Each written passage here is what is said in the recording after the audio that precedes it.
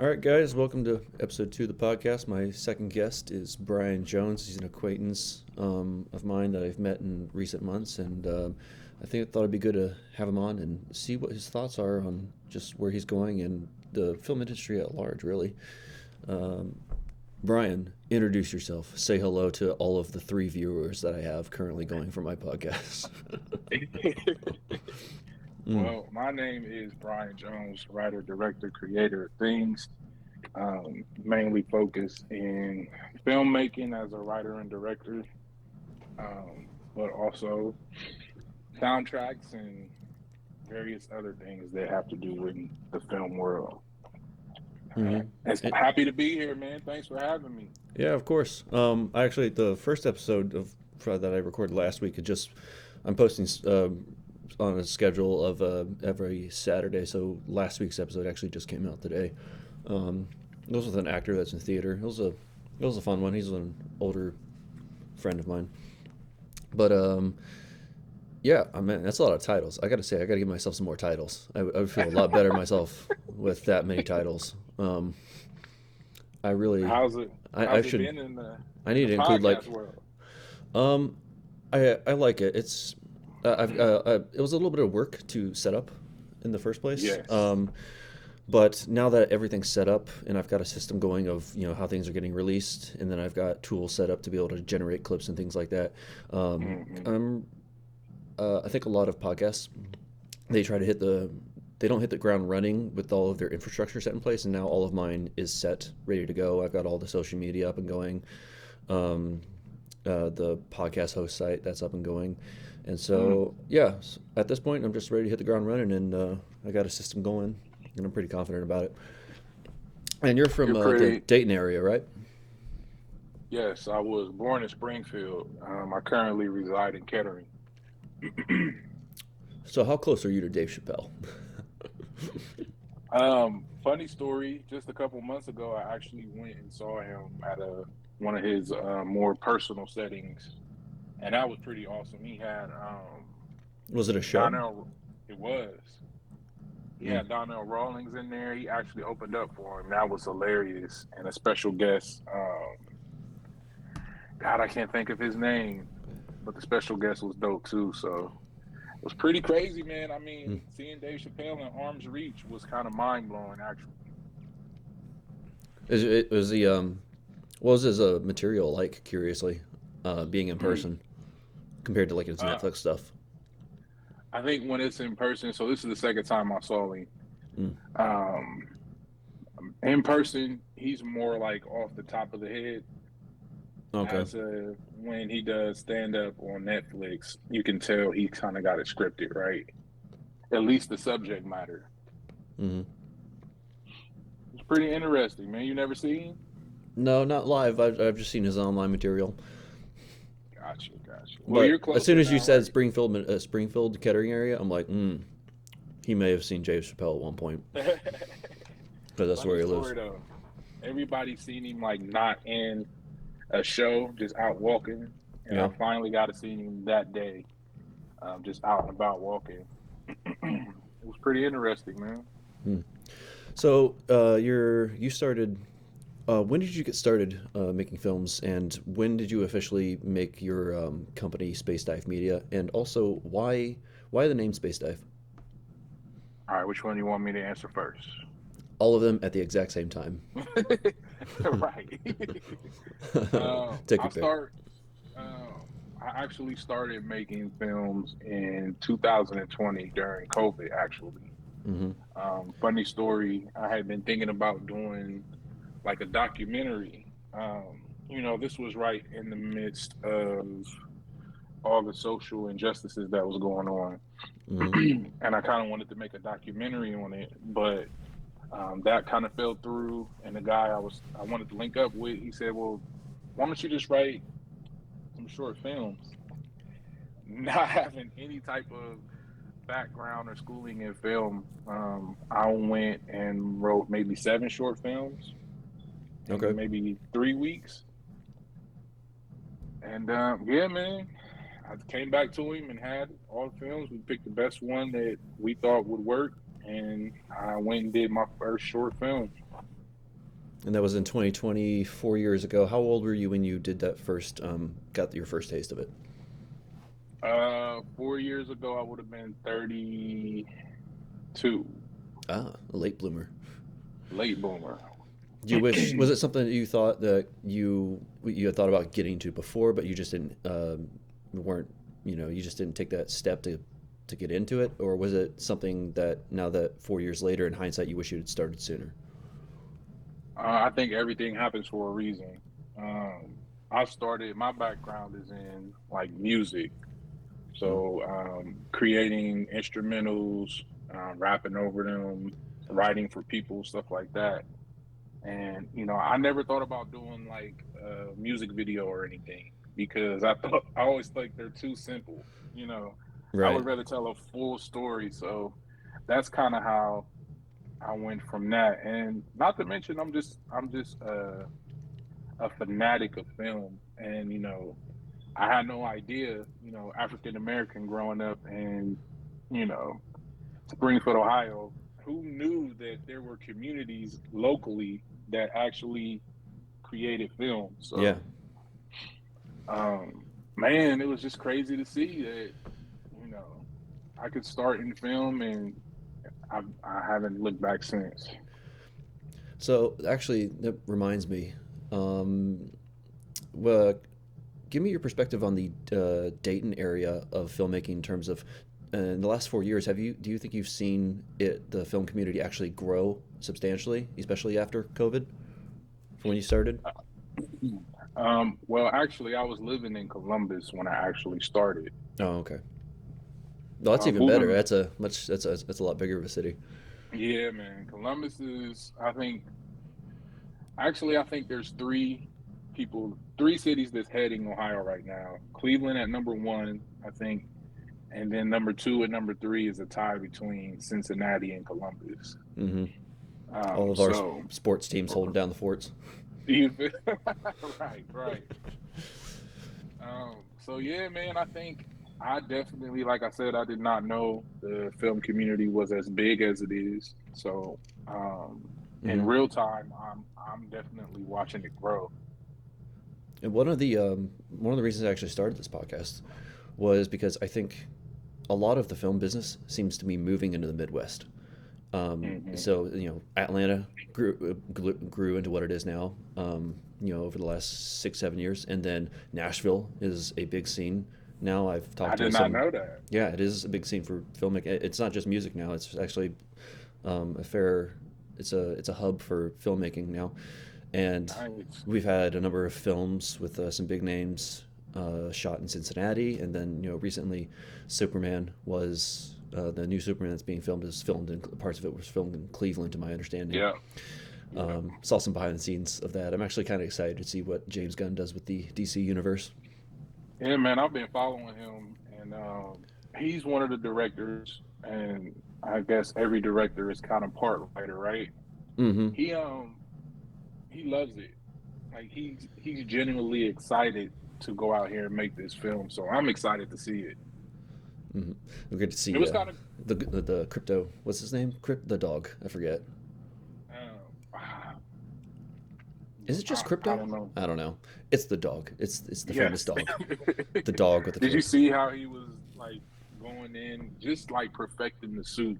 He was pulling from Mm-hmm. several Superman, um, like back in the day, man. It was just crazy to see. I love that type of stuff, though. The classic look.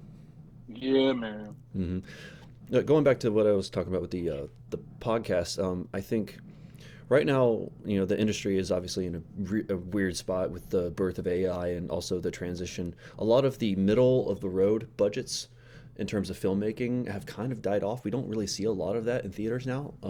It's Yeah. either sequels, remakes, or stuff for franchises and blockbusters.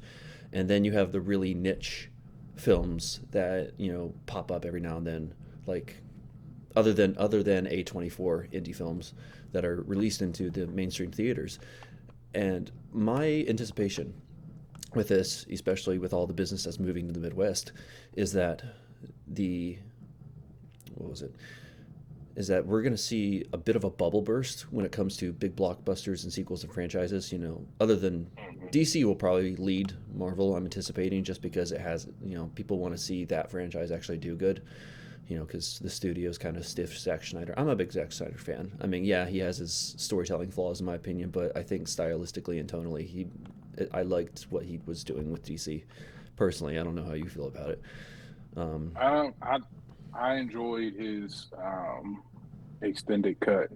I, yes, that was great. I That was amazing. But like you said, a lot of people, and I want to talk about that with you, man, because is this a safe space to talk about it? Bro, I'm willing to, if I am not for better or worse, I'm not really afraid of getting canceled. So if Me either. I'm just gonna like this. You can. I'm not gonna tell you not to curse or whatever. Like you're free to say whatever the heck you want. If people don't like the podcast, so they can go somewhere else. I don't give a I rip. think I think that there's a such thing as Now, if you want me a to, if you want me to emotionally cuddle you, like like no, no. the safe space that we got going on with the wicked interviews of Ariana Grande and what's her name, I'm not gonna be doing that. No coddling here, Not, huh? no cuddling, no cuddling, um, Um, no, I just no think crying, that no crying. If I hear you sniffle, if I hear one sniffle, though, we're shutting this puppy down. I think I think there's a weird fan base in film that for some reason are perfectionists. And I honestly, I feel like it ruins the film. I don't care that there was a guy wearing 2008 glasses frames in a 1998, a period piece set in 1998. I don't care about that, bro. Mm. That, that bothers the fuck out of me. Like, I think it's ruining film. And then so these people they pick out their issues with a film, and then they go on this big like rant about how shitty the film was, and they point every single thing out, and they'll give the film an F just based on the little things that they found. I never listen to critics anymore. Um, Where do you think critics have their proper place, though? Because there is a balance to these sort of things. if I want to hear from a critic, I want to hear from someone that looks at a film the way that the film was shot to look. Like, let me expand on that. If I make a post-apocalyptic film through the eyes of a teenage boy that's a coming of age, and he's dealing with manhood and learning on the go, like I don't care about anything else other than that. We don't need to focus on um the shading of the you know what I mean? Like, Yeah, it's I just want to focus on the story. If the story moved you or not, that's fine. Now, if someone comes out and CGI is so bad that you're unable to watch the film, which they did the Flash, right? They said the new yeah. Flash movie was so horrible CGI. I personally like the Flash movie. I never saw it actually. Really? I was hyped for it, um, and then honestly, unfortunately, I don't. Ironically, I don't watch nearly as many movies as you think a film. Like I'm not a film nerd in that way. A lot of I tend to be in my own head in terms of storytelling because I'm more interested in um, thinking than I am consuming. So because Right. I'm more into something that will, in order for me to get wrapped up in a movie, and this is not always a good thing, but this just tends to be my default mode, is that I need to be as intellectually stimulated as I am emotionally invested. So if I Mm. have if I have too much of one thing or too much of the other, then like all of me isn't necessarily engaged with the film because like if I'm too intellectually stimulated then I'm actually trying to predict what's going to be happening and I'm not in the film. But if I'm too Mm-hmm. emotionally invested in the film and not intellectually stimulated, then sometimes I kind of get bored because like I need I need the full blast of that yin and yang personally. Well, I think Um, that's where you have to go in knowing, go in judging the film based on what it is. right. Like, you wouldn't go in watching. I watched Smile 2 last night. I didn't go in watching Smile 2 thinking that it was going to be anything other than the first Smile. You know what I mean? Yeah. Like, I didn't think it was going to have this wonderful storyline that was just elegantly put to bring me up and down on emotion. Like, I went in thinking that this was going to be a Smile movie. Okay. So I think that helps. I think that helps. I don't understand people's gripe most of the time. So it's you kind of seem to operate on the basis of expectations of the thief of joy. Yes, Yeah. absolutely. And I think that people are stealing people's expectation. It's the hive movement thought. Like, just because I go online and I see someone that says that, um, what's a movie that I thought was good that people hated? Um, Whatever the movie is. Just because someone says it's shit doesn't mean that I'm just going to take that you know what I mean? Yeah. Take that as the absolute truth. I'm going to go watch it, and if it's absolute shit, then I can say it. I'll give you an example. What's the new Jordan Peele movie? Is it Up? Not Up. Well, it was it that that Nope. Hollywood? Nope. Yes, I saw that in the theaters. Yeah. I seen a guy turn around and say, "Isn't this the worst fucking movie you ever seen?" I'm like, What do you think oh, of it? I loved everything except for the ending. Yeah, yeah. The jean jacket reveal was not. It was Hmm. not my thing. Actually, I just read something on that. Jordan Peele said that the jean jacket had a connection to Marilyn Monroe when her skirt blew up. Yeah. Jean jacket is kind of mirroring her skirt blowing up in this reveal, and That's that's the quite type of nerdy. shit. That's quite nerdy. Yes, That's very yes. nerdy.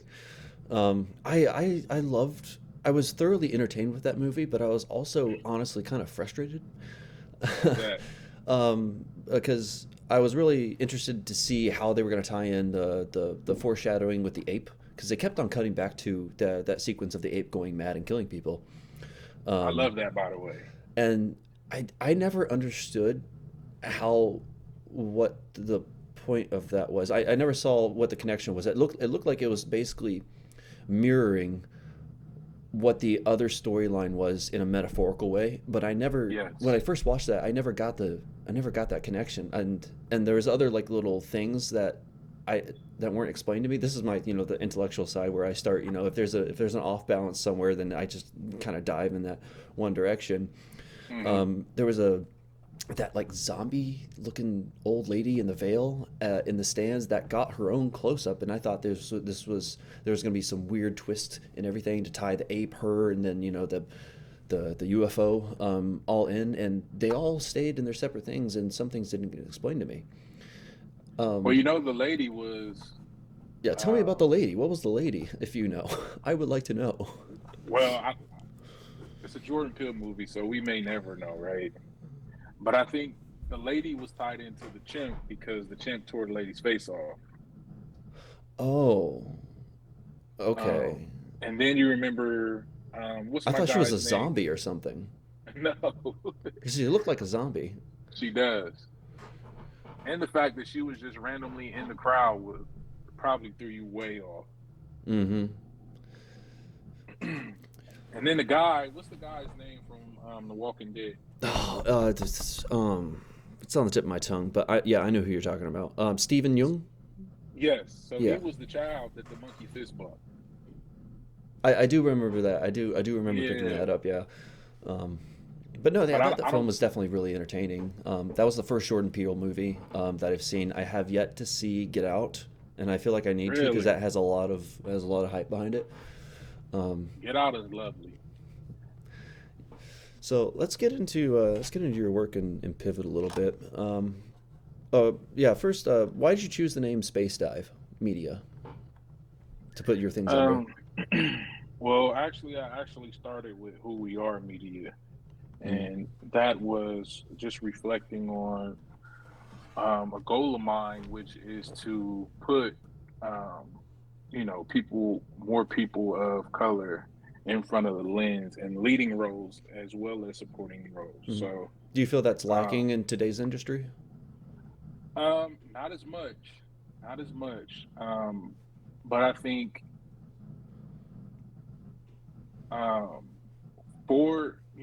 I'll be honest with you, when I Go go for and it. look on platforms and I see, quote unquote black media, Hmm. it's never in a good light. It's always super ratchet. They tell some of the same stories. It doesn't paint us in a very good light You mean for it to have to. black media that are made by other black people, or black media Yes, that's made? Okay. and I just want to be. I come from a background of X Files and monsters and horror and psychological thrillers. So I want to be up there like Jordan Peele. Jordan Peele wouldn't.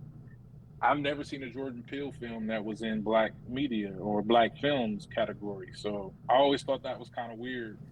And I just, anyway, somebody told me that that was probably too like wokish. And I was in the middle of rebranding anyway because I had recently Hmm. split for my current partner. And space dive, I got the term because for one, I love space. If you look in most of my films, there's going to be um, some type of space, nebulous color, something, whether it be on the poster, in the film, somewhere. Um, and also, you ever heard, I'm sure you have, the term leap of faith. Yeah. So I always thought, I think people take leaps of faith, and I always thought that my leaps were just a little bit higher than some. Some You're people willing to take a bet the leap. farm more than other people, you feel like.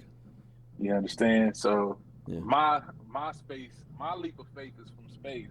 So you put that together, you space dive, and you hope for the best. Diving And into the that's abyss, not knowing what's going to happen. yes, sir. But being Yeah. confident, being certain of yourself. Hmm. Well, also going back to what you were saying is that it's not it's the lack of expectation in a good way. That also gives you that confidence of that doesn't give you that anxiety of worrying about messing up when you take that dive. Yeah, man. I'm sure we all know people that are hindered by um, outcome rather than just going and actually attempting. They won't even attempt because the fear of how it'll be received, or you know, Hmm. or failure. I am not afraid. I've failed enough times to not be afraid to fail. So that's my overall look on it. As you know, we worked together twice now, Yeah. and hopefully many more. But I'm all hands on deck. I'll do audio if I need to. I'll hold the boom. I write, direct. Well, I met You you know, just by a bit of responding to, I think, a post needing extras for a short film that you made. It was a revenge tour. I was yep, got my face beaten in with a hammer. pretty great too. That was Beth and Morgan actually. Yeah, Beth and Morgan, they did a good job on that makeup. They're really awesome. Yeah, I actually they're did good not people too. know. Yes, they are. I didn't know though, but I actually was the first person to put Beth in a film. Really? Oh, okay. So you were her first. Well, the first time would that be Curtain Call Gang? That you No, was man, her? it was one of the ones that's not like this was one of the 2020s, I think. Okay. So this is when I was first getting started. I think she was either in my second or third film that I ever did, and it was her first. So Because she's very much a theater girl. She's a. I think she's done a lot of theater. And or has she done? Actually, I'm supposed I to be don't think actually she has. interviewing her this coming Wednesday. Um, Nice. yeah. I'd like to maybe get Theo on too. Because as a director, I like to get inside of actors' heads and actually see how they process, because it also makes me a better director seeing how people work in that regard, and then being able to communicate by understanding how different people process how people's processes are different in that I ask regard. you a question. How do you work as a director? Are you one to give direction in the beginning and then make corrections? I I'm very I direct because of how vivid it is when I write. And so really directing is me making the efforts to see that the blueprint comes out to the final product. You know, if I Yeah. write that version in my head, Hmm. if I don't direct it, will always just be the version in my head, and it'll end up being someone else's vision. And so everything that I write up to this date is are things that I want to see through to the end. You know, I like to liken it to the metaphor of, you know, architects don't dream about making blueprints, and that's what scripts are. They're blueprints. That's Um, very dope. That was yeah, very dope. yeah. Um, Go home and I think crochet that on a pillow. right. You actually need to hang that up right beside you to your left. That'd be perfect. I actually felt what you just said though, because being someone that may or may not have the least amount of experience in film, Mm-hmm. but also being a director and the writer of it, Yeah. um, I do find myself feeling like um, I need to input more of my imagination when we're actually shooting. Because what you said kind of resonated with me of having someone to impose, you know, Mm-hmm. impose the way that they see it or the way that they heard it or what they presume of your script, Right. and that can take away from your original vision. So I definitely concur with you on that. Um, That can be a it can be a short. If you're not careful though, I found that that can also be a downfall very easily.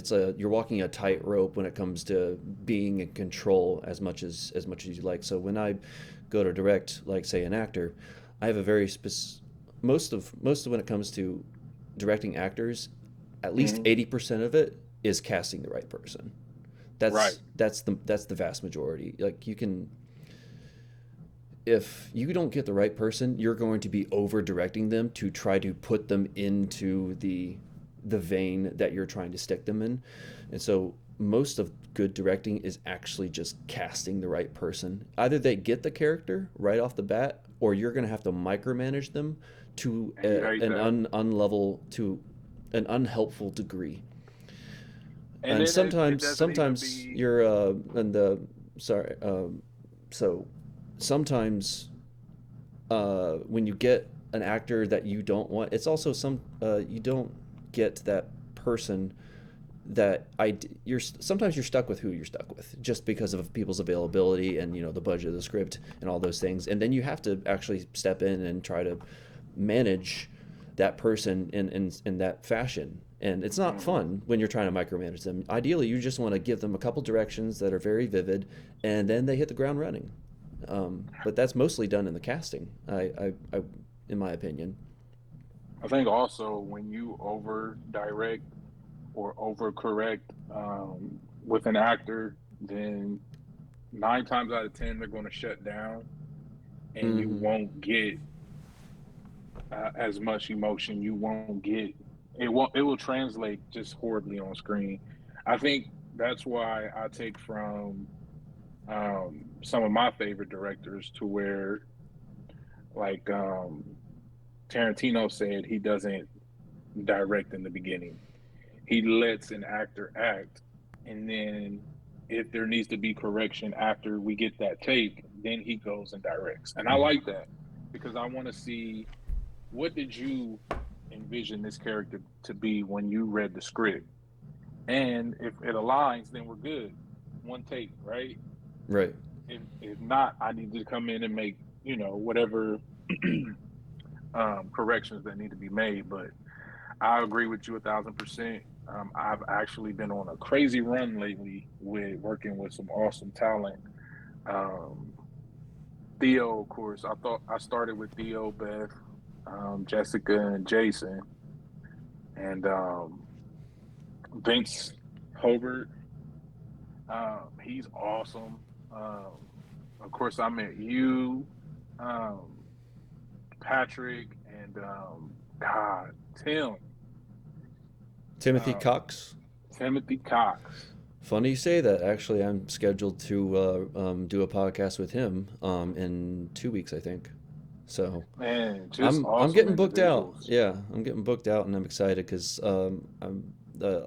I'm really taking a regional approach when it comes to growth. So I'm basically Yeah. interviewing people in communities that know each other. And yeah, he was Timothy Cox. He was, if I recall correctly, in your short, it was the one in the diner where he plays this Yes. mysterious character. I forget the Creatures of name of it. Habit. Creatures of Habit. Yeah. One of my favorite films so far, man. Mm. I'm starting to notice that I like films of mine where the dialogue is little to none.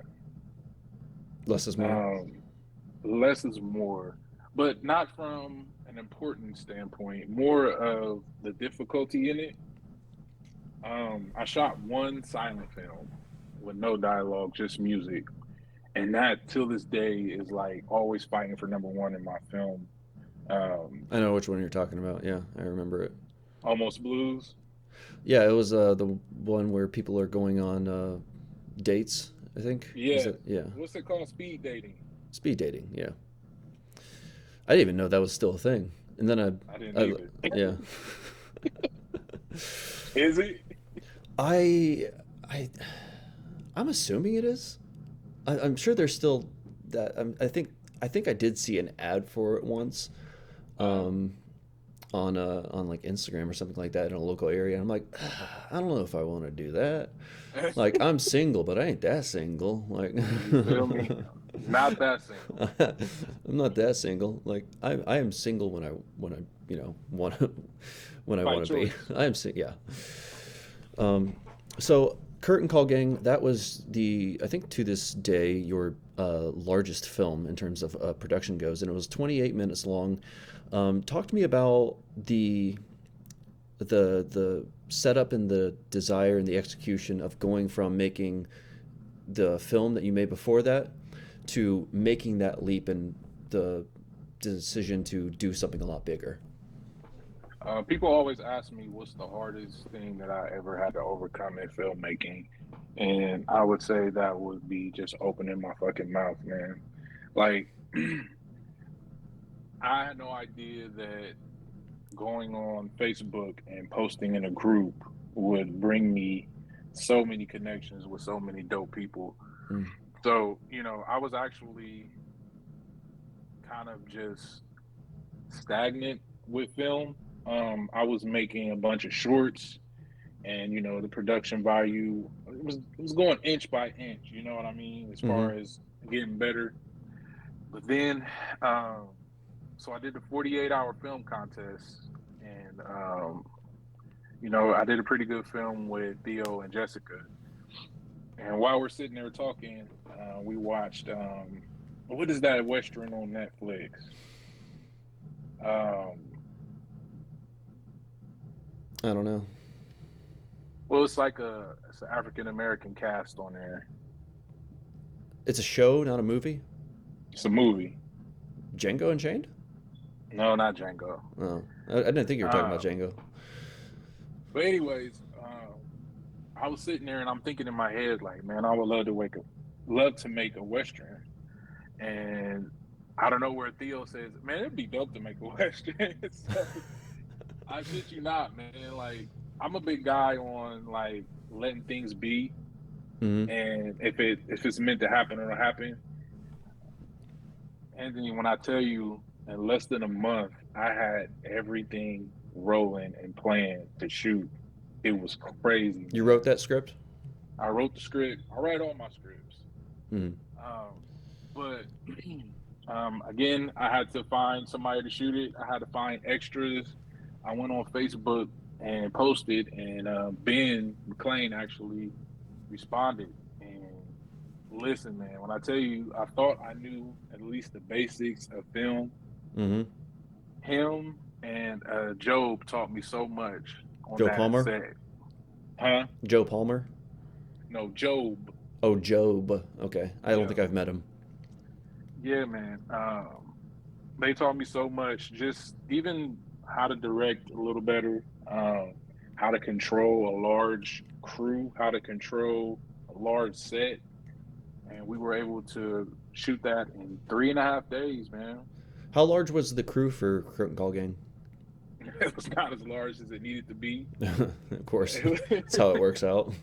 Right. So we started with maybe 4 to 5 people, and then one guy went home after the first day, Hmm. and basically we were down to like a 3-man crew. So By that the end of it, was, yeah, that yeah. was by day 2. So How many did you start off with, and how many did you end up with? Yeah, you ended with two or three. You said, and so how did you manage? Uh, did they just leave, or did you not need them anymore, and or they had some other place to be? Tell me about how the crew, and the obviously extras. You only need them for a little bit, so that's more scheduled. But like, talk to me about the dynamics of the crew for that shoot. for that shoot specifically, um, being wet behind the ears in the film, I, didn't know that you needed a gaffer and a first AC, maybe a second AC, and an AD, and I didn't know you needed all these things. So I'm thinking that Ben's going to come with everyone that he needs, I and see. that just wasn't the case. So yeah, man, I take full responsibility in that. Being wet behind the ears again, not knowing like this huge location, which was acres, um, and let's just say going forward, I was able to put together at least 5 to 7 people, you know, Yeah. for a film, for crew, I should say. There were a lot of props that you had involved in that film. How much of that was production design, and how much was just kind of sitting there ambiently of the as part of the backdrop and the set? Like, what did you bring? What came with it?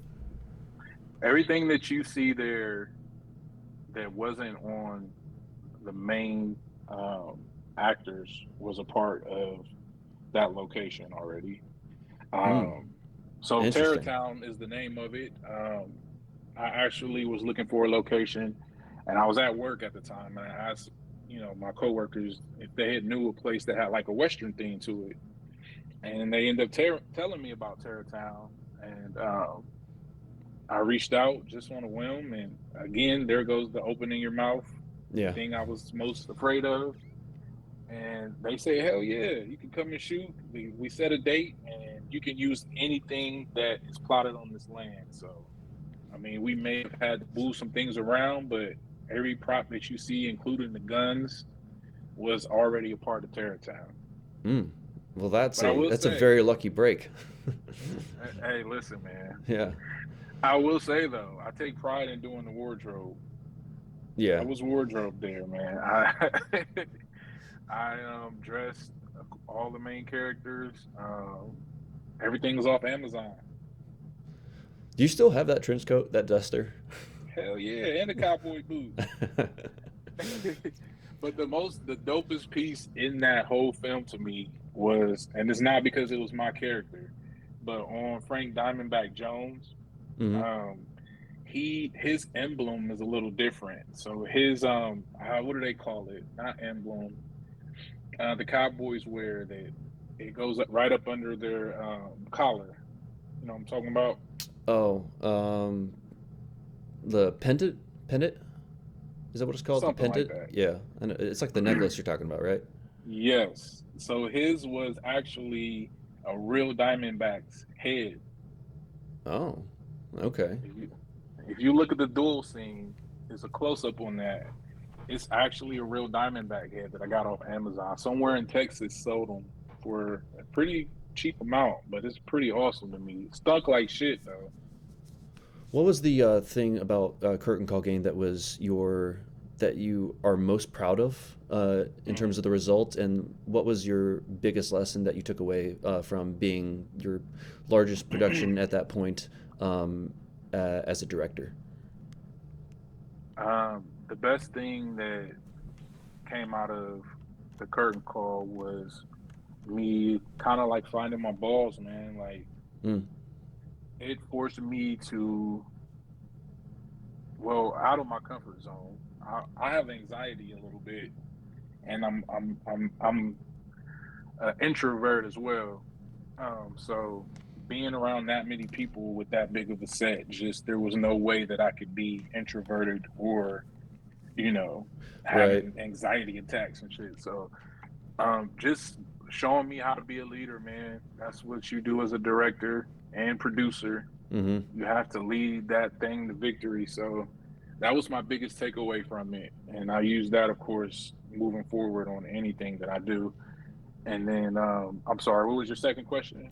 What was the thing that you were most proud of in terms of the accomplishment of the result of the film? What specifically about it, or is it just getting it done at all and in one piece? That's a large part of it, is just getting it done. Right. But you can ask anybody I know. If I say I'm going to do it, then it's going to get done. So Mm, that's not the biggest thing. I think the biggest thing would be, as you know, as a director and a producer, you can plan for months on how everything is going to go on a film set, and you will get there, and everything will go the complete opposite. yeah, it's like So, controlling the weather. right, exactly. So just being able to roll with the punches, man, being able to maneuver and and yes, guide it to the end, but also whenever something went wrong, just being able to get it back on course. That was my biggest thing, like my biggest take from the curtain call game. So, in terms of the story of Curtain Call Gang, for those who haven't seen it, I won't spoil it. Um, there's a supernatural element to it. So, what was the creative decision behind that and implementing that into a western, as opposed to a more classical western movie? I'll be honest with you, man. I have no idea. That's just how my brain works. Like, Mm, I am starting to get a little better at it. Hopefully, that's reflecting in my films. But starting out, it was straight. We're going to take this genre and we're going to mash that shit with horror mm-hmm. somehow, some way. So, um, again, I won't spoil it too much, but I did implement some real life things in there. Lady Packer is based off a male. Well, she has a connection to a male, which would have been her father, Mm, which is based on a true story about a guy that led. He was like a tour guide. He led a group up a mountain, which she says, and the group never came back down. So he mm. was a cannibal. He ate them all. That's a true story. That's a true story. Wow. His last name was Packer too. So if you look up Packard uh, camp guide or something like that, he'll pop up. Wow. Interesting. And that was during the West, or is that did you insert that into the time period of the West? I think that was during the West. I think it was. Huh. Honestly, if you're able to lead a whole group up to a secluded place, take them all on, and then eat them, like that's a lot of work. That's, That I mean, it's awful, but it's also impressive to pull off. well, listen. That's why. That's kind of how I got to it being like a group. Hmm. Like, he led them to a nice place, thinking, "Oh wow, this is great. This is a whole little town." And then come to find out, the town is corrupted. So that kind of fell right in place to when I was writing for the curtain call game. The I like to supernatural. do that though. I think that um, you're going to find a piece of truth in every film that I write. So that's like a visual allegory is what I like to call most of my films, if not all. Mm. Yeah, the supernatural element definitely carried into the your current unreleased proof of concept for a feature that I helped you out with the visual effects part. Um, Yeah, man. s- you the thing with like supernatural elements is that it's not just the mystery of something like that, or how it interacts with humans. It's also a great breeding ground for getting for using. Well, it go the same thing goes for something with a science fiction, is that it creates a gap for the audience to insert themselves into and get lost in the world. So there's, because of the mystery, the mysterious element that's the supernatural and and science fiction give you, it gives you something to feel safe enough to attach to in order to like not take it so seriously. But ironically, it also brings you into the world more because it has that element of the unknown to it. Yeah, man. I think again, I attribute a lot of how I write and the subject um, in it to like X Files, man. Like as you Mm. know, My brother's a big everybody X Files fan. really Yeah, he is. kudos to him, man. Like I mean, every episode was supernatural, right, in one shape or form. But Mm-hmm. I just think that not only do I try to tell, a story and include something of supernatural origins, but it has to feel different. You know what I mean? Mm-hmm. Like for Curtain Call, like I don't think I've ever seen, even though they were cannibal. Well, I don't want to give the story away, but even though we know about a cannibal, we didn't know about what follows, what's leading the cannibals to turn that way. You know what Mm. I mean? Yeah, yeah. I always want to dig a little deeper in the stories um, than just the surface level stuff. If I were able to do a zombie flick, like it wouldn't just be mindless zombies. That's why I kind of like what's the show that they have on HBO that's based off the video game, Oh, The Last of Us. The Last of Us. I just Like it recently wasn't. watched that, actually, the first That's fucking first season. amazing, right? It was amazing because it wasn't about the mushroom zombies. It was about the people in the world, and then the diversification of different philosophies and how society fragments apart, but also how communities hold themselves together. And when they're traveling out west, I did not expect to be so concisely told about how society adapted to that, and everything made sense. And That's that's what what I'm made it. saying. Yeah. It's almost like they made the zombie apocalypse on the back burner. That's not even our main story. And I love that about it. And even then, like the zombies are not regular zombies. We understand how they became the zombies and why they do what they do, which is kind of crazy because they did just say one of those mushrooms just affected a animal or something. So, Right. whew, Lord, I hope that doesn't come true because No, like cordyceps. Yeah, because cordyceps. cordyceps. Now, for first time I see a dog start foaming at the mouth, I'm going to be like, okay. In this day and age, I think anything might be possible at this point. Right, exactly. Um, Speaking of, they're heavy on the alien controversy right now, saying Oh that yeah, they're here. We have footage, and Area 51 is a thing. So yeah. it, it made me think about one of my favorite movies ever, and by one of my favorite directors ever, and that's M. Night Shyamalan. It's like I'll call him Shyamalan. Shallow magic. But right, Yeah, Signs, man. Signs scared the shit out of me I haven't in a seen it. way, bro. What? Like I said, you would not. I need to watch more movies. I do. It's my sin. I'm guilty of it. You have to watch that movie. Well, if you're not into, some people just aren't into scary movies. Like a lot of my cast members do not like horror films, and I'm putting them in a horror film every single time. I like horror films. I just don't like horror for the sake of horror. You know, I And, like good and it's stories not that. set in horror. I think if you like The Last of Us, you'll like Signs Okay. because yes, it is an alien invasion, but we're focusing on faith, a family, and how faith has torn them apart. Mm. It's beautiful, man. It's It's one of my favorite films ever. What year did that come out? Was that recent? No, this may have came out in like 2003. Oh, okay, gotcha. Um, God, man, Hmm. Chef's Kiss, and it has replay value. I shit you not.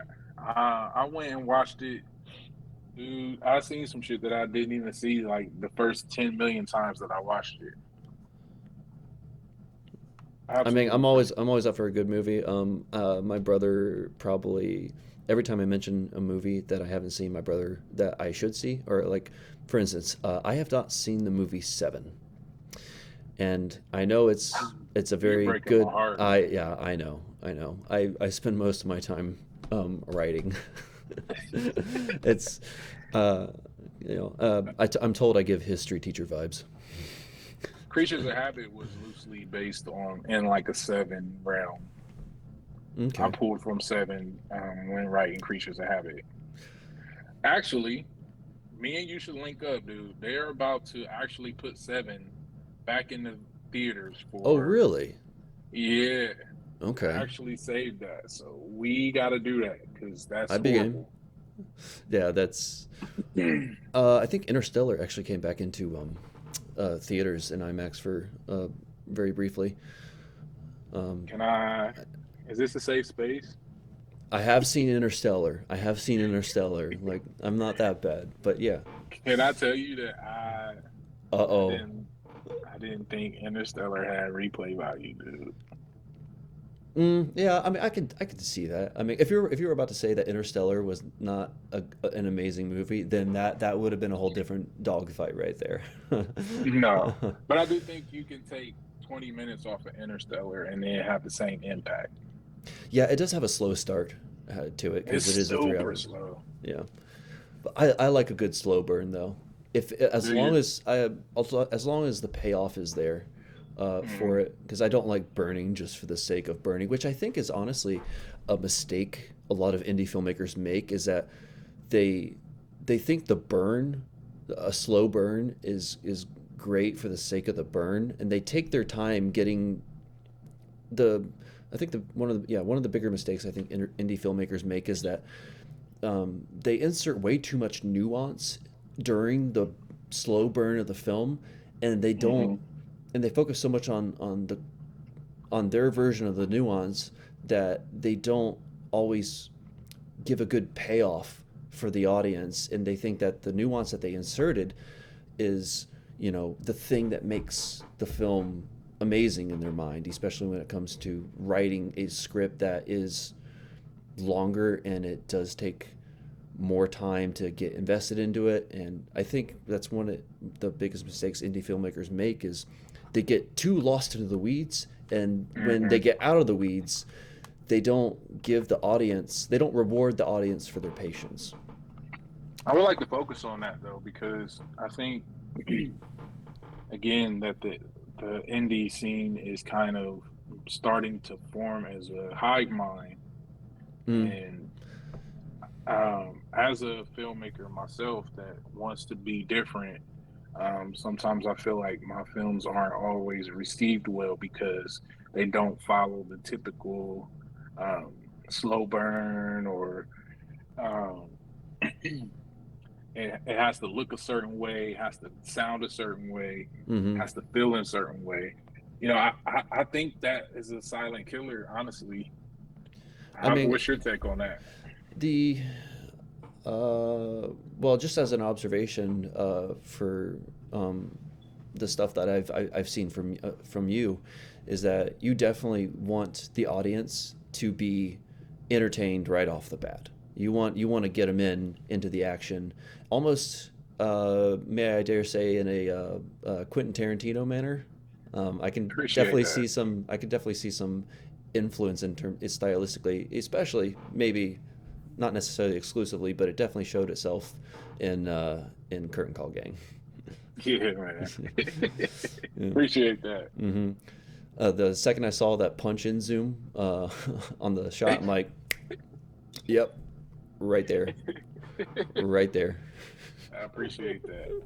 Yeah, man. I actually learned that from um, talking among some people, and you know, some investors said that, kind of was saying what you were saying, like some of the problems with some of these indie films, or it takes too long to get into it.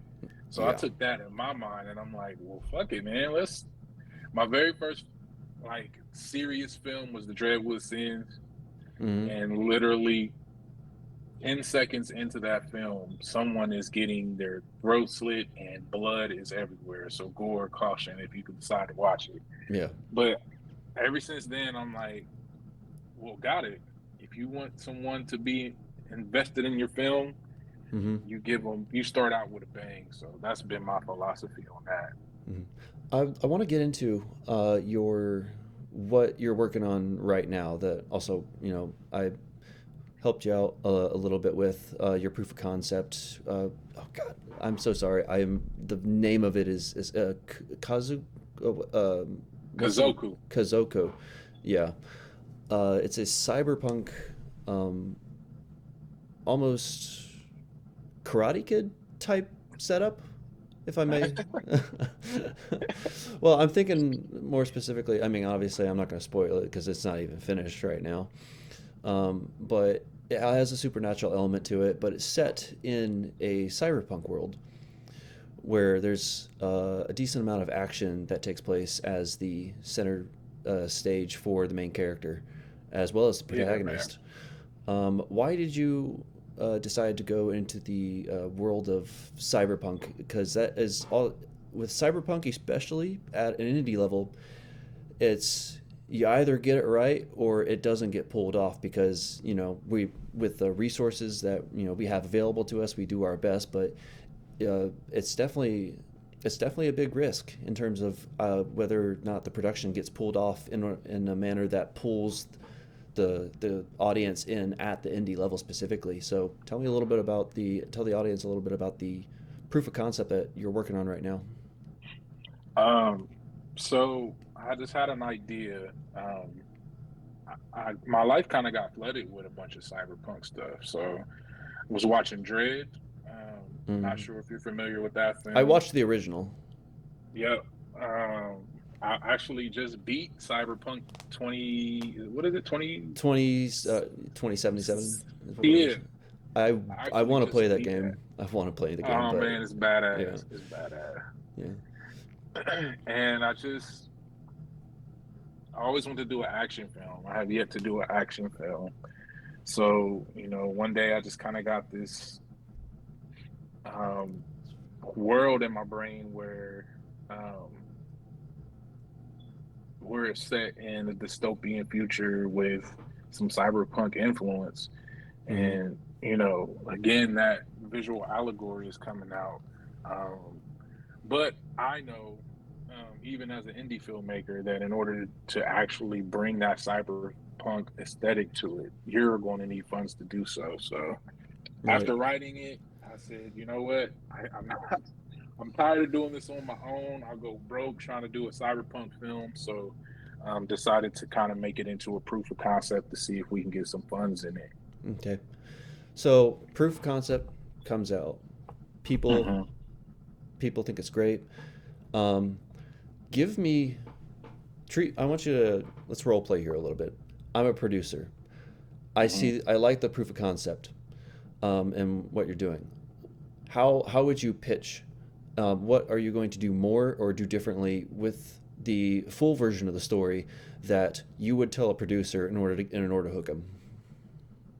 I would tell them that Kazoku is going to be a dystopian, future-based story that has no main character. This is probably horrible. I'm terrible with pitches, by the way. Well, Um, it's practicing. um, the idea of Kazoku is kind of based on um, dealing with issues, father issues, to be precise. And I plan to incorporate um, some video game aesthetic in there. So I love the thought of like Mortal Kombat influence. I love the thought of you know, old school karate films. Um, I love the thought of incorporate. Have you ever seen the movie Cowboys and Aliens? I have, yes. Do you understand how much of a clusterfuck that is to have a western filled with alien? I know. It was a very risky goal in terms of storytelling. I kind of feel that way with how I want to do Kazoku. Um, just in my mind, a dystopian future is so interesting to me because we're advanced enough to have legs that fly us around and cars that fly us and cannons that shoot out of our arm and our wrist, Hmm. but we're still living in the slums. So I want to paint a picture. I want to dive into that, like just that world of having a robotic woman tell me what the weather's going to be like. What's the Blade Runner? The new Yeah, Blade yeah. Runner. Hmm. Oh my God! Like just being 2049. in that, bro. Just being in that world is so interesting. And what I like to do is put myself inside that world. So I want to dig deeper in that. I want to see the slums, but I want to see some crazy ass tech inside of it to where it feels normal. Like the viewer, I want the viewer to feel like, damn, this is what it would feel like if I was in a dystopian future. What about a dystopian future?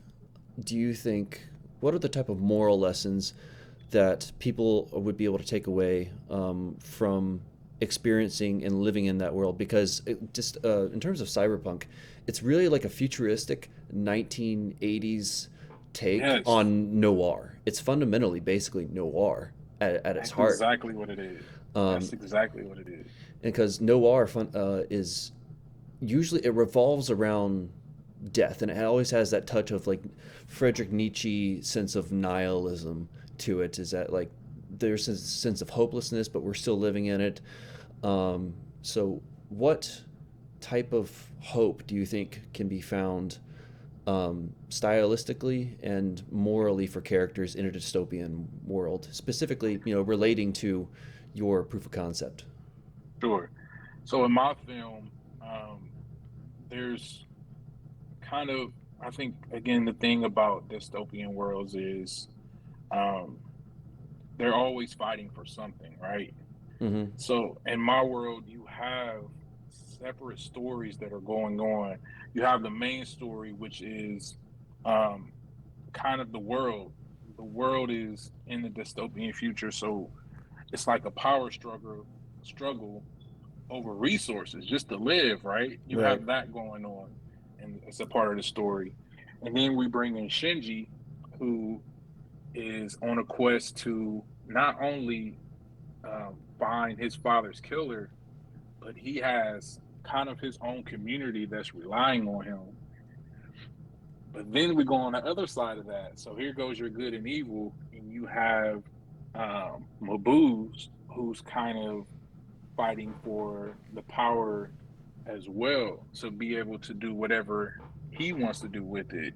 Mm-hmm. Um, so it's kind of, I don't know if I answered your question, but it's kind of, I like to dive into not only what's going on in the current world and bringing that into the film, but we also kind of get a backstory on every character that's brought to the front.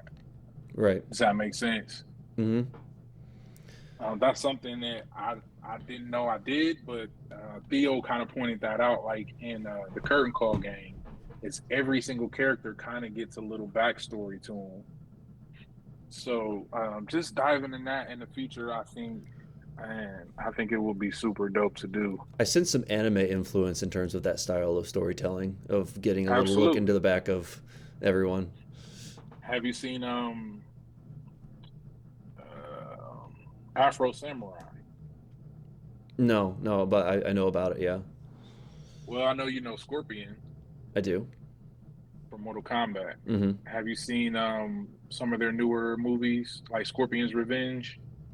I actually didn't grow up playing Mortal Kombat. My parents were, they were, they were not fond of that thing, so I wasn't very, Gotcha. yeah, I wasn't allowed to. But my extending with games, you know, battling and brawling games is Super Smash Brothers. That's basically I it. got you. Yeah. I got you.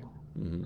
So think of like in terms of Link, you know, Link from Zelda. Yeah. I know you're familiar with that. Hmm. Um, he's on a quest to find, you know, the princess, but doing so, he also has to find out about himself, where he comes from, while also having to continuously fight. You know what I mean? Right. So, I mean, I guess in an instance, it's similar to that. It has the traditional, I'm the hero, I'm going to go save someone, but I have to find out who I am. And doing so means I have to get my ass kicked. I may have to do something that I wouldn't normally do that's against my traditions. You know what I mean? Hmm. Got to break the. You have to violate your conscience sometimes in order to go after the goal and accomplish it. Yep. You got to break that samurai code, man.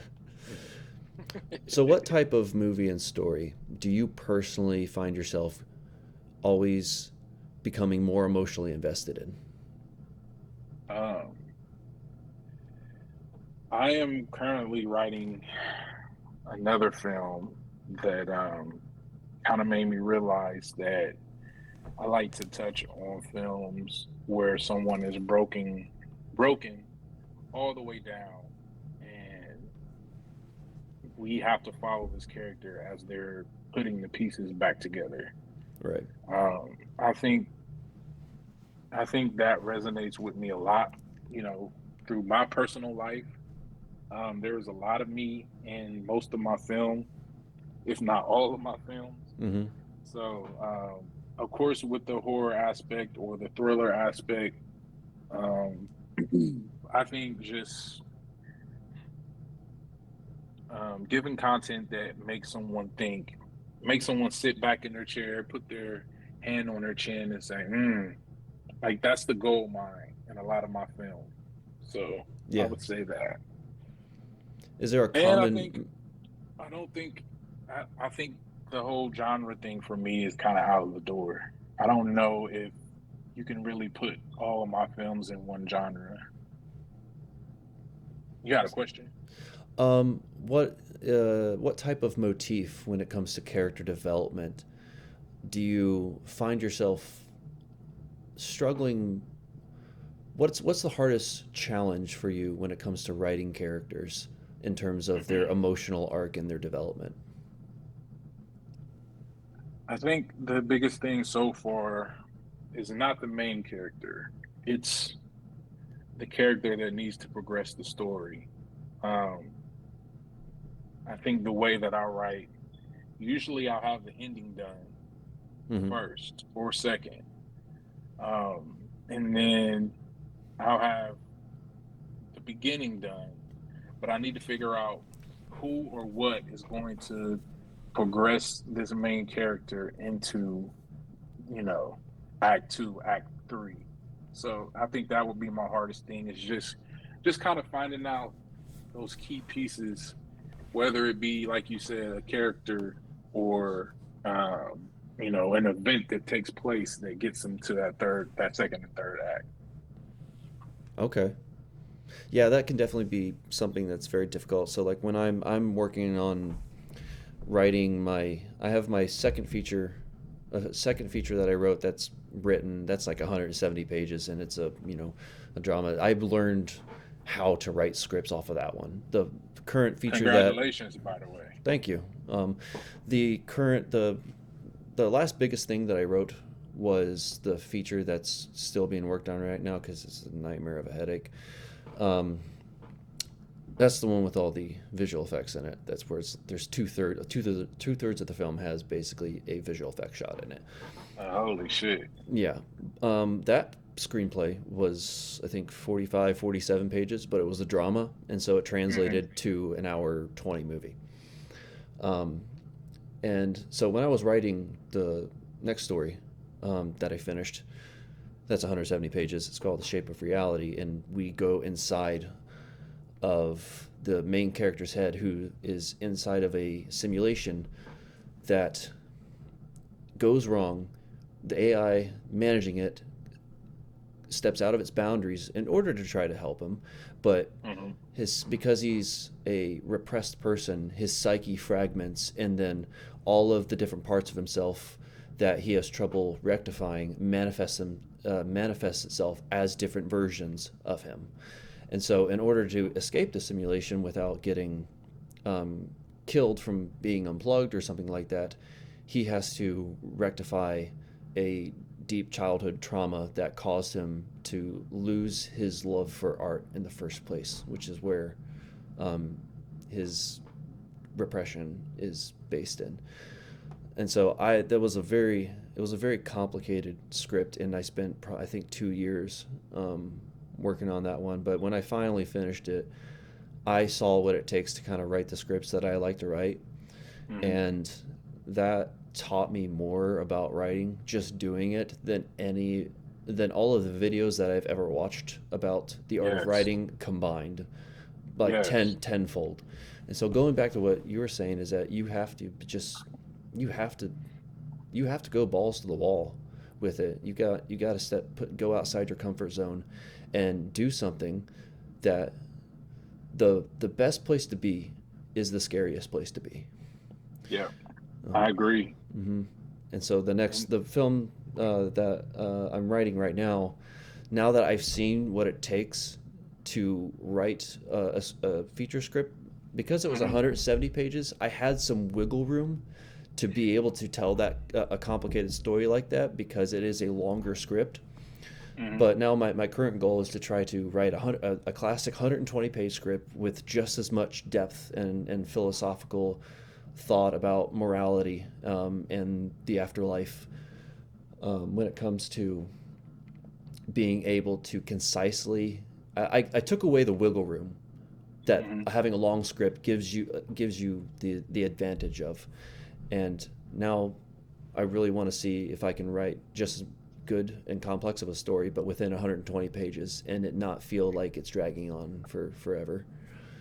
I think that's the most crucial piece that people don't understand. um, Especially like um, the people, the technical people, the ones that went to school and they say it has to be this way, Mm-hmm. is that filler. Like it's the same thing applied to when I was writing music. You have an album, and yes, you have a great beginning and you have a great ending, but Mm-hmm. those fillers is so important to the story that a lot of people lose that space. And I think my personal opinion is that's where a lot of films get lost. You ever been sitting and watching a film like, this beginning is fucking amazing. Mm-hmm. Then you're like, this is dragging. And then boom, you get hit with a great ending, but it's like, you know, you could have took 20 minutes off of that and it would Right. have been the same thing. That So that's how I sometimes. feel. But I feel like you were saying earlier, um it has to be smooth. But the way that I write or the genres that I write in, like how do you, if I wanted to do a psychological thriller, which I'm writing right now, Mm, and I'll just give you kind of the plot of it. It's like a guy, we come into a guy's life that's pretty much at the bottom of where he could be possibly. Like he's lost everything, and we're as we're going along in the story, we're building him back up to where he needs to be, yeah. but he keeps stumbling upon. It's almost, I don't know if I want to do like he had something that kind of fragmented his memory, but it's almost like as he's building himself up, he keeps getting pushed back to things that took place to get him to where he needs to be. Does that make sense? Yeah. he's trying to solve, almost like he's trying to solve a crime on his own. And but you're in the real world. You gotta live, you gotta pay bills, you gotta do all these things. So again, I have a beginning and I have an end, but what's going to happen in the middle of that to keep the audience intrigued Mm-hmm.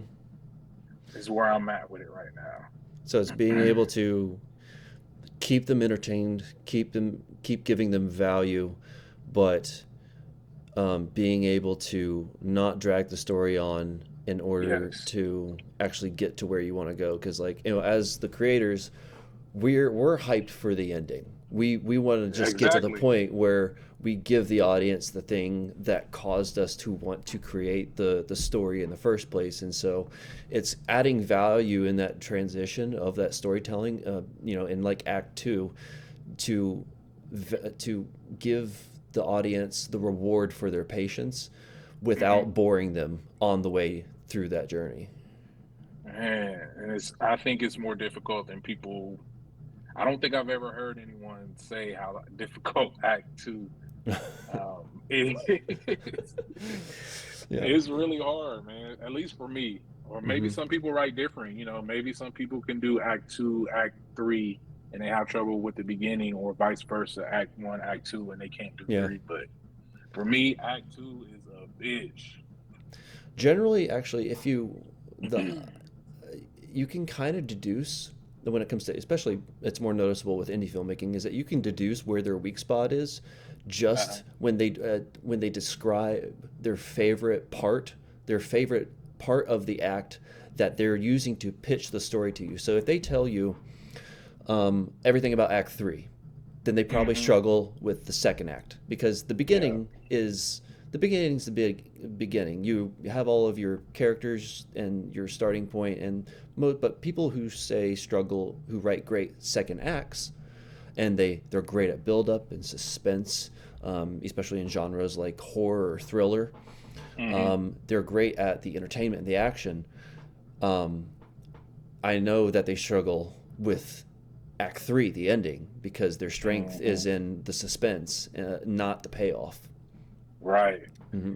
And people who And it's write the who will pitch you the story based on the setup. Um, people, well, I don't know. You tell me what you think about this. But people who love a good setup, I think mhm. generally struggle also with a good finishing third act. Or if they're great at the beginning, then they're kind of medium to mid tier, at least starting off with the rest of the film, because they're more focused on just going balls to the wall and getting into it because they have this great setup, but then they struggle a bit proportionally in both Act Two and Three. And so it really, for Yeah. people who It's love, almost like they went too hard in Act One. yeah, they And showed that, all their cards in the beginning and they have no more yeah, ammo to play for the audience and fire at the audience for the rest of the film because they showed their hand. And, people, I think extroverts tend to be really great at setups, but yeah. introverts tend to be a lot better at endings. that's that's an interesting theory Yeah. because me here I am as the introvert. You know what did a really good job of having like just a really solid film all the way through. Um, what is the film? It Follows. I know of it, yeah. Haven't seen it. No, I haven't seen it. It Follows is kind of like um, it's a weird fucking film. It's almost it's almost about a sexual transmitted disease. It seems like in a horror way, Okay, but it interesting. comes on and this character has nothing to do with the rest of the film, and you reach this climax like in the first 3 minutes of the film on this character that we have no idea who she is, and then we go into a totally different set of different characters, and then they go on a climax, and then the third act is all right, we know what the hell is wrong. We're trying to figure out how to beat it. And Mhm. so I thought, like, that's a really good example of a film that got it all right to me. I don't think there was ever a dull moment in that film. Everything just fell perfectly in its place. You're saying. To me, Hmm. I mean, That's a it's not sexually a horror film that I know. STD horror movie. That's You gotta definitely. watch it. I want to be in the pitch room for when they were pitching that. So I want to make the aftermath of really horny people, but make it a horror movie. I promise you, that's what it is. I won't spoil the thing too much, but this is kind of known. Um, you have sex with this person, whoever is the carrier of this, whatever it is. Hmm. You have sex with them, and all of a sudden, this weird thing starts to follow you and is trying to kill you. Is the basis of that movie. So this thing can look like anybody. It can, um, like it could be your grandma, it could be your mom, your Hmm. cousin. But the real exciting thing to me is it doesn't run. It Mm. walks slow as shit. Interesting. And think about that. Like, It's kind yeah, of you might haunting. be able to, you can run, you can get in your car, you can drive across the world, the state. I mean, Hmm. um, at some point, you're going to look out your window and that thing's going to be walking up your Calmly driveway. walking up to you. Bro, that's terrifying to me. That crosses that pacing, and that take of the Yes, horror adds. It really pushes that genre into the uncanny valley a little bit. It's very absolutely. unsettling to see something that, because it's not. It could be, you can interpret that as being robotic. You can interpret Hmm. that as being um, Zombie like.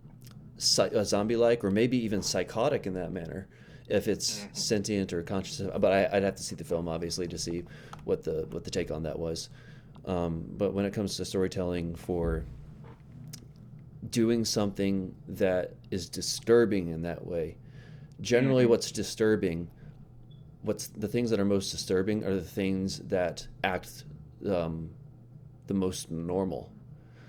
Yes. I think the better word is unsettling. You can be Unsettling, yeah. disturbed by a lot of shit. I'm fucking disturbed if I see a zombie chasing someone down the street. Hmm. Unsettling is watching someone that I know is going to kill me. I run from them and get into my car and look in my rearview mirror, and they're still walking. Like, that is Exactly, yeah. nuts. But I So love it. um, to close this off, what would you say to um, if there was someone who wanted to get into filmmaking, or a part of it, or a Mhm. part of storytelling fundamentally, what would you warn them about in order to give them in order to give them the best foot forward to put them on the right track to accomplishing their goals and how they want to um, get into filmmaking and storytelling at large? Um, well, there's a few things. I'll say your five things that you need. One is keep it simple, stupid, kiss. Mm-hmm. Um, just starting out, unless you're a multi-thousandaire or a millionaire, you want to shoot on your budget. Um, I often see or have people come to me and say they have an idea for a film, and yeah, I want like knights riding in on horses Yeah. and shooting lasers. Like, yeah, man, I can't do that, dude. Where are we going to get horses from? We're gonna Second CGI thing, in them later. That's obviously right, very right. easy. Hey, my worst thing to ever say to me is I'll do it in post. I can't Oh stand that God. shit, dude. Yeah. Yeah. Um, the second thing is put your head down and work hard. Um, I think worrying about other people's influence, even though it's kind of weird. I want to ask your thoughts on this. Hmm. So as an artist, we're taught to not focus on what other people think of your shit. Mm-hmm. But as a filmmaker, other people's influences are needed. We need funding. We need um, producers. We need, Mm-hmm. you know what I mean? Right. Production companies. So I guess my question is, to what degree do we not focus on? I mean, unless you have a crew that is 100% dope and you're able to just do it on your own and Right. flood, But you that's know, rare. That's rare though. right. I'll always say, because I don't really listen to or follow the normal film creative spaces, but I guess thinking about that now, you got to kind of take it with a grain of salt because you know, starting out, you kind of need people. Yeah. Yeah. You can't do it without people. You can write. Uh, You can be a hermit and write. You can be a writer. I mean, that's kind of that's the true. archetype of being the writer. But you're not going to be able to. You're not going to be able to make a Pitch it. movie. Yeah. Or even Yeah. pitch it. Yeah. So I guess that comes with an asterisk on it. You do want to still remain in your own space. Mm-hmm. Your own creative ideas and thoughts are so important to have because it's what sets you apart from everyone else. But I guess just falling in line is not the thing to do to me. Mm-hmm. Three, open your mouth, ask for what you don't have, talk. I mean, an introvert with extrovert tendencies when it comes to getting shit done. I will reach out and ask in a heartbeat, even Right. if you have to tell me that's not really how that shit works. I'm still going to ask you. Hey, Yeah. Tony, man, I know you're coming to help on being an AD, but would you mind also? You mean coming on to help with the visual effects? But would you mind also Right, ADing? Yeah. right. um, we have there's so many resources that people say we have. I don't think that's as true as most people say. We do have a lot of resources, but just asking, man, hey, you have this great location that I think will be perfect for film. Would you mind discussing some of that with me? I have gotten almost every single location based off of that, just that for free. Mm-hmm. So opening your mouth is so major. Um, four, surround yourself with people that love it as much as you do or more. Because I, in my opinion, working with people that just did it as a hobby, there's a big difference than people that actually love film. Um, I have yet to work, knock on wood, I have yet to work with people that didn't want to be there. Right. Um, that people that caused the issue amongst, you know, the set. So, and I think that that just goes with me working with people that actually love it. It's a very And fortunate thing when you're able to actually have that dynamic with everyone that you're working with. It's especially in the indie world where there's a lot of yes, pompous and vain filmmakers that think that they're the shit. You know. and the crazy thing is like right now, there's no front runner in Ohio, in my opinion, as far as you know, having just this major lead on everyone else. All that to say that I don't think anyone should be pompous in the film world right now because we're all in No. the same boat. We already Ohio already gets enough. Um, it gets ragged on enough on the internet. We don't Absolutely. need to add to it. Absolutely. I actually, I know we're about to get off, but I read a Reddit post Hmm. and someone from Ohio asked, you know, why isn't there a lot more filmmaking in Ohio? And a bunch of people from outside of Ohio were saying because it's just not a nice place to be. They said the people are grumpy, there's nothing to do, and besides farm shit, there's nothing else there. So I mean, there's a lot of farms here, but we have the that chain that runs from Cincinnati to Dayton, Columbus, all the way up to Cleveland. It's a it's a major. There's a lot going on that chain. Everywhere else might be a farm, but like we have We have plenty of resources here, and Ohio gets way too much shit. It gets way Yeah, I too agree. much. Um, I still think Cincinnati and Columbus are one of the best cities I think you can live in. It's completely underrated, um, in We my are one of opinion. the cheapest, if not the cheapest state over here. Hmm. So I think that's going to have a major influence when filmmakers decide to come. Hmm. Did they already pass that thing for the tax breaks yet? Do Yeah, you know? there's tax credits now officially. Nice. I would like to get the woman on that was able to do that because I went to a lunch event that I think Film Cincinnati. If you can go follow them on Instagram, they posted and I heard her speak. And I Hmm. would personally love to know what the process of getting those tax credits was like because now we're getting more business, a lot more business in the industry from that. And Yeah, I man. would love to be able to sit down and talk with her. I think that'd be great. That would be great. I'll definitely be tuning into that one. Hmm. Well, man, I appreciate you coming on. It was fun talking with you. Um, it was it was a good time.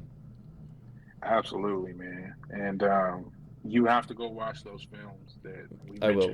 mentioned. It follows seven, and then there was a third one. I think Signs signs or sign with an S. with S Signs. signs. Okay, all right, cool, noted. I appreciate you for having me, man. I always like to talk film. Hmm. Even though, I always tell people I'm not the best at expressing everything. I was able to get everything out. And kudos to you, man, for creating a podcast. I know I do some on the side, but Hmm. you're I a real think that cool there's just a dude. gap. There's a gap in. I think there's a gap. There's a void to fill here. And if I Absolutely. can do it well, then I think I'll set myself up pretty nicely for the years to come. Absolutely, man.